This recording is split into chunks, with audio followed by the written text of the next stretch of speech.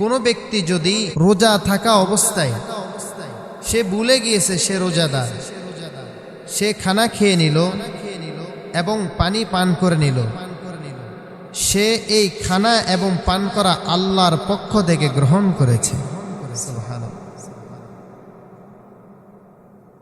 আন আবি হুরায়রা রাদিয়াল্লাহু তাআলা আনহু قال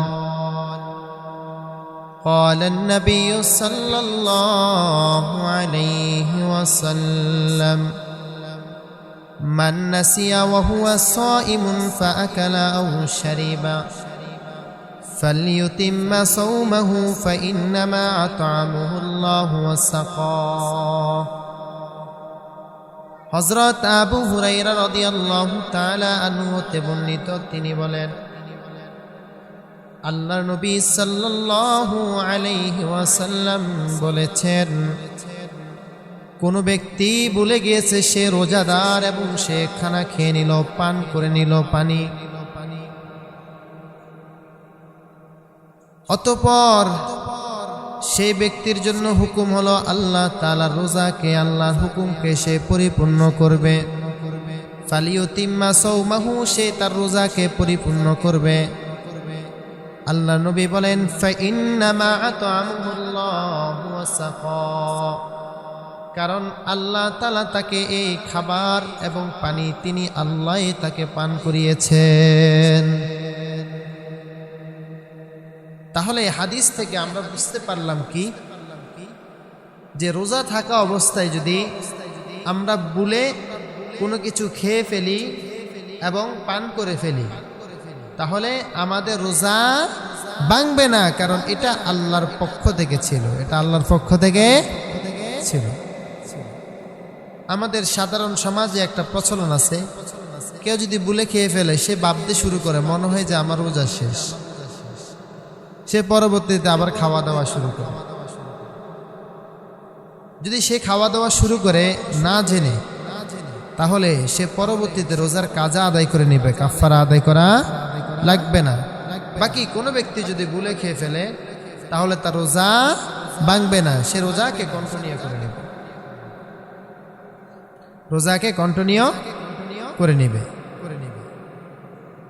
অনেক বৃদ্ধ মানুষ আছে না, বা ডায়াবেটিসের রোগী, অসুস্থ, ওনাদের সাধারণত একটু খিদাটা একটু বেশি থাকে।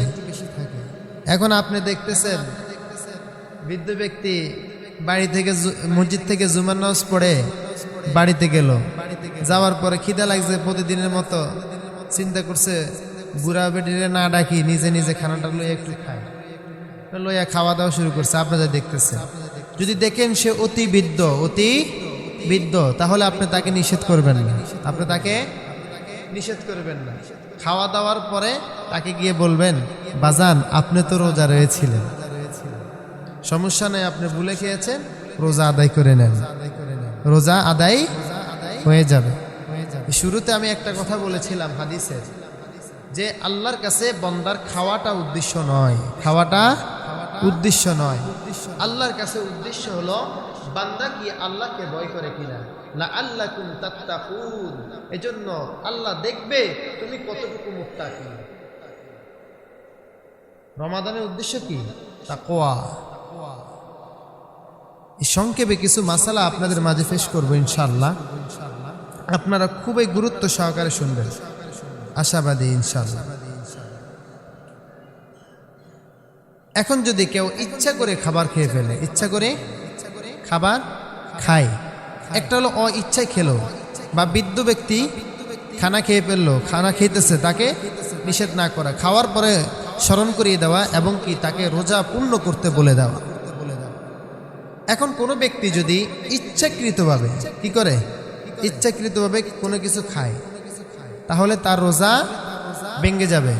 সূরা বাকারার 187 নম্বর আয়াতের মধ্যে আল্লাহ তাআলা বলেন, ওয়াকুলু ওয়াশরাবু হাত্তা ইয়াতাবায়্যানা লাকুমুল খাইতুল আবিয়াদু মিনাল খাইতিল আসওয়াদ। আল্লাহ তাআলা বললেন, কুলু ওয়াশরাবু, তোমরা খাও এবং পান করো।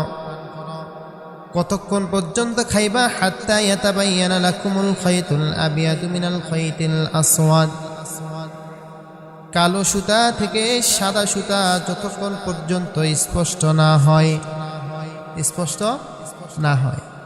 এখন কালো সুতা সাদা সুতা কি এটা তো আপনারা বুঝবেন না, ঠিক না? এই জন্য মুফাসসিরিনে কেরাম এর ব্যাখ্যা করে দিয়েছেন, অর্থাৎ দিনের আলো, দিনের আলো এবং খয়তুল আবিয়াদ, খয়তুল আবিয়াদু মিনাল খয়তিল আসওয়াদ, শুভ্র আলো, খয়তুল আবিয়াদ মানে সাদা সুতা, সাদা সুতা মানে দিনের আলো, দিনের আলো মানে যখন থেকে দিনের শুরু হয়ে যায়, অর্থাৎ রমাদানের ফজরের ওয়াক্ত শুরু হয়, তখন দিনের আলো আকাশে দেখা দিতে থাকে। আর রাতের অন্ধকার, রাতের অন্ধকার, তাহলে আমরা খাবো কখন? রাতের অন্ধকারে, দিনের আলো আসার আগ পর্যন্ত, দিনের আলো আসার আগ পর্যন্ত। এর মানে কি সকালে সূর্য ওঠা না, ফজরের ওয়াক্ত শুরু হওয়া মানে দিনের আলো আসতে শুরু করে। রাসূলের মুখ থেকে আয়াত শোনার পরে সাহাবায়ে কেরাম, একজন সাহাবী তিনি দুইটা সুতা নিলেন, দুইটা সুতা নিলেন, নিয়ে উনি একটা কালো সুতা নিয়েছে আর একটা সাদা সুতা নিলেন। নেওয়ার পরে তিনি বালিশের নিচে রেখে দিলেন। হাতে সেহরি খাওয়ার সময় এই দুইটা সুতা বাইর করে। তখন আল্লাহ রাসূল বললেন, এখানে কালো সুতা সাদা সুতা দ্বারা উদ্দেশ্য এটা নয়, উদ্দেশ্য হলো দিনের আলো এবং রাতের অন্ধকার। সুতরাং রাতের অন্ধকার আপনি যত পারেন তত খাবেন। অন্য হাদিসে আছে বুখারীর, তোমরা ইফতারের সময় দ্রুত ইফতার করে নাও, দ্রুত ইফতার করে নাও, এটা সুন্নাহ। এটা কি সুন্নাহ? এই জন্য ইফতার দ্রুত করবেন। ওয়াক্ত হয়েছে তো আর বিলম্ব করতে নাই, খাওয়া শুরু করে দিবেন। এখন আপনার মনে চলে সারা রাত তো আপনি খেতে পারেন, আপনার জন্য আল্লাহ তাআলা বৈধ করেছে। এখন যদি কেউ ইচ্ছাকৃত খায় তাহলে তার রোজা থাকবে না, রোজা থাকবে না, রোজার কাজা এবং কাফারা আদায় করবে। যদিও এই ব্যাপারে হানাফি মাযহাবে ইখতিলাফ আছে, সর্বসম্মতিক্রমে রোজা কেউ যদি রোজা রাখে এবং রোজার নিয়াত করে তাহলে কি করবে? সে যদি রোজাকে ভেঙে ফেলে, খানা ইচ্ছা করে খাবার খায়, তাহলে সে রোজার কাজা কাফারা উভয়টা আদায় করবে। তারপরে রোজা ভাঙ্গার আরেকটা দ্বিতীয় কারণ হলো ইচ্ছাকৃতভাবে সহবাস। ইচ্ছাকৃতভাবে কি করা? সহবাস করা। কেউ যদি তাদের স্ত্রীর সাথে ইচ্ছাকৃতভাবে সহবাস করে তাহলে সে রোজার কাজা কাফারা উভয়টা আদায় করতে হবে। রোজার কাজা কাফারা উভয়টা আদায় করতে হবে। এক সাহাবী তার স্ত্রীর সাথে সহবাস করেছিল। সহিহ বুখারীর 1936 নম্বর হাদিসের বর্ণনা। সহবাস করার পরে রাসূলের কাছে আসছেন, আসার পর আল্লাহ রাসূল বলছেন, তুমি রোজার কাফারা আদায় করো। রোজার কি করো? কাফারা আদায় করো। কাফারা কি? তুমি 60 দিন রোজা রাখতে হবে, 60 দিন রোজা রাখতে হবে। তবে এরা ফরজ রোজার ক্ষেত্রে, কিসের রোজার ক্ষেত্রে? ফরজ রমজানের রোজা। তবে নফল রোজার ক্ষেত্রে এই বিধান নয়। নফল রোজার ক্ষেত্রে সে শুধু কাজা আদায় করবে, একটার বিনিময় একটা আদায় করবে। ভাই মাসালা বুঝেন, এটা লজ্জার বিষয় নয়, আমাদের জানতে হবে।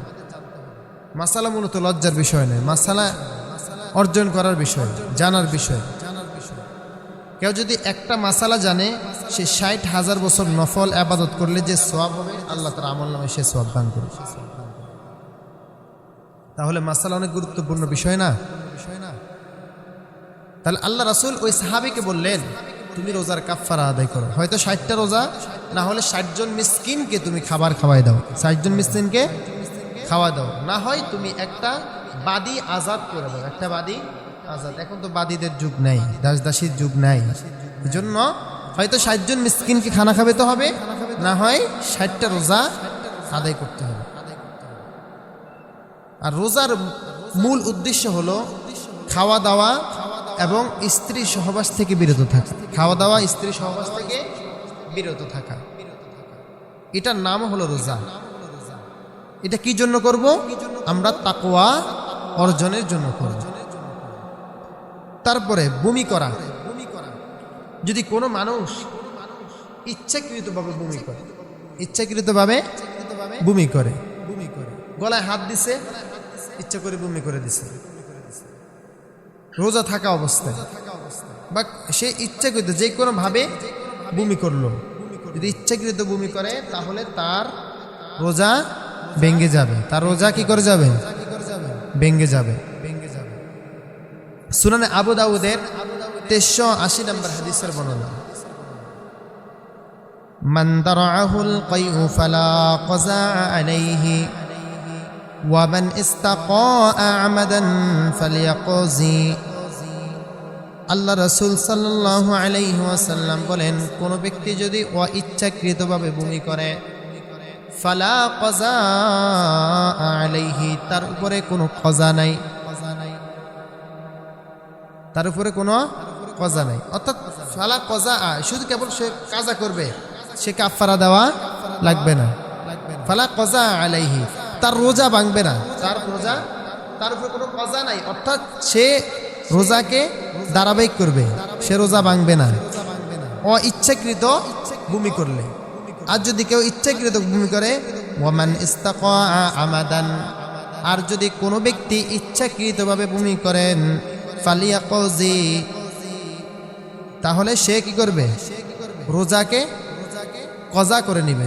তাহলে সে কি করবে? রোজাকে কজা করতে হবে ইচ্ছাকৃত বমি করলে।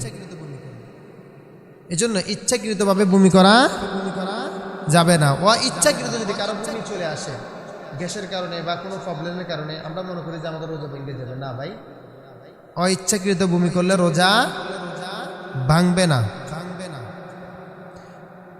কোনো মহিলার যদি হায়েজ এবং নেফাস শুরু হয়ে যায়, হায়েজ এবং নেফাস শুরু হয়ে, সূরা বাকারা 185 নম্বর আয়াত অনুযায়ী কোনো মহিলার যদি হায়েজ এবং নেফাস রোজা থাকা অবস্থায় শুরু হয়ে যায়, তাহলে ওই মহিলা ওই রোজাকে পরবর্তীতে কাজা করে নিবে, তার রোজা ভেঙে যাবে। সে পরবর্তীতে এটা কি করে নিবে? কাজা করে নিবে। পুষ্টিকর যদি কোনো ইনজেকশন দেওয়া হয়, পুষ্টিকর কোনো ইনজেকশন দেওয়া হয়, যদি কেউ খাদ্যের অভাব পূরণের জন্য শরীরে কোনো ইনজেকশন দেয়, তাহলে তার রোজা ভেঙে যাবে। বা পুষ্টিকর, যেটা শরীরে পুষ্টি যোগাবে, শক্তি যোগাবে, এমন কোনো ড্রপ যদি সে ব্যবহার করে, তাহলে তার কি হবে? রোজা ভেঙে যাবে।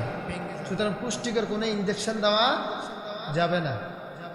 তবে কোনো ডাক্তার যদি, সেটা আধুনিক মাসালার মধ্যে আসবে, কোনো ডাক্তার যদি কোনো ব্যক্তিকে ইনজেকশন দেয়, অ্যান্টিবায়োটিক বা রোগের কারণে কোনো ইনজেকশন দেওয়া হয়, তাহলে সেটা যদি পুষ্টিকর এবং খাদ্যের অভাব পূরণ না করে, তাহলে সেটা দিতে কোনো অসুবিধা নাই। ইনজেকশন দিলে রোজা ভাঙবে না, পুষ্টিকর ইনজেকশন ব্যতীত।